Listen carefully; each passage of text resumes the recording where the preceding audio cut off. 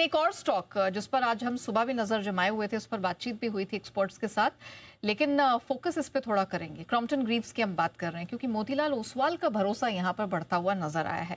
अब किस कारण से वो इसे प्रेफर कर रहे हैं, ब्रोकरेजेस को ये क्यों पसंद आ रहा है, समझ लेते हैं अंश के पास से पूरी डिटेल्स। अंश, ऐसा क्या खास दिखाई दे रहा है ब्रोकरेजेस को क्रॉम्पटन में?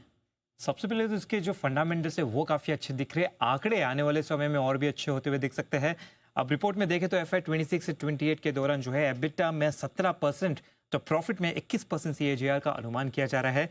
वहीं ऑपरेटिंग मार्जिन की बात करें तो FY 26 में जो 9.7% है, यहाँ से बढ़ के FY 28 में सीधे 11% से भी ज़्यादा हो सकता है, ऐसा कहना है इस रिपोर्ट में। कुछ पॉजिटिव डेवलपमेंट्स भी हुए हैं जिसकी वजह से यहाँ पे जो है स्टॉक में काफ़ी अच्छी तेज़ी बनती हुई नजर आई है। कंपनी को फंडामेंटली सपोर्ट मिला है। जो बटरफ्लाई गांधी माथी अप्लायंसेस है उसमें 75% का एक्विजिशन जो हुआ है, उसकी वजह से बिजनेस काफ़ी मजबूत हुआ है। किचन अप्लायंसेस का पोर्टफोलियो भी यहाँ पे बढ़ता हुआ नजर आया है। साथ ही साथ कंपनी जो है अब एडवर्टाइजिंग और प्रमोटिंग में काफ़ी ज़्यादा खर्च बढ़ा रही है, जिसके वजह से इनकी ब्रांड विजिबिलिटी भी काफ़ी अच्छी होती हुई नजर आ रही है। इनके जो फंडामेंटल्स देखें तो वो भी काफ़ी स्ट्रांगली सपोर्टिव है। जैसे कि भारत की लीडिंग कंज्यूमर इलेक्ट्रिकल कंपनी में से एक है। फैंस, लाइटिंग, पंप्स और होम अप्लायंसेस में काफ़ी मजबूत पकड़ रखती है। फैन सेगमेंट में करीब 25%, तो रेसिडेंशियल पंप्स में देखें तो लगभग 30% की हिस्सेदारी है, तो मार्केट शेयर भी काफ़ी अच्छा है। लाइटिंग में अगर कंपनी का देखें तो टॉप 3 में आती है और कंज्यूमर अप्लायंसेस में टॉप 5 प्लेयर्स में से एक है। अब इसके चलते हम देख रहे हैं कि मोतीलाल ओसवाल ने जो है खरीदारी की राय यहाँ पे रखी है और टारगेट प्राइस जो है वो 350 का दिया है। ओके जैन साहब, आप इससे इत्तेफाक रखते हैं? आपका क्या व्यू है इस कंपनी पे, या फिर इसके पीयर्स में भी अगर आपकी कोई पसंद हो तो बताएं।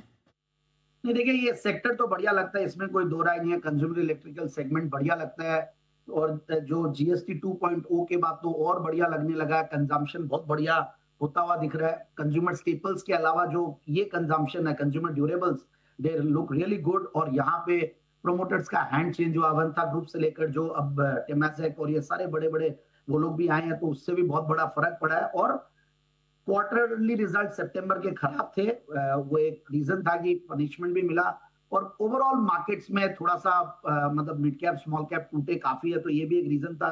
वैल्यूएशंस और ग्रोथ के नंबर्स उस तरीके से नहीं आए जिस तरीके से मार्केट अपेक्षा कर रही थी। बट अब ये सारी चीजें प्राइस ना इतना अच्छा खासा ऊपर के लेवल से करेक्ट हो चुका है, तो I think the risk reward ratio now really looks good. 402 रुपए से आज 255 के लगभग है और मुझे लगता है कि आने वाले दिनों में ये स्टॉक ठीक करेगा। बाकी इस सेक्टर में हमने अभी थोड़ी देर पहले ब्लू स्टार की बात कर रहे थे, या फिर बहुत सारे स्टॉक्स है इस सेक्टर में, बट ओवरऑल वैल्यूएशंस मुझे थोड़ा कंफर्ट कम देते हैं। और यहाँ पे भी वैल्यूएशंस का एक इशू तो है।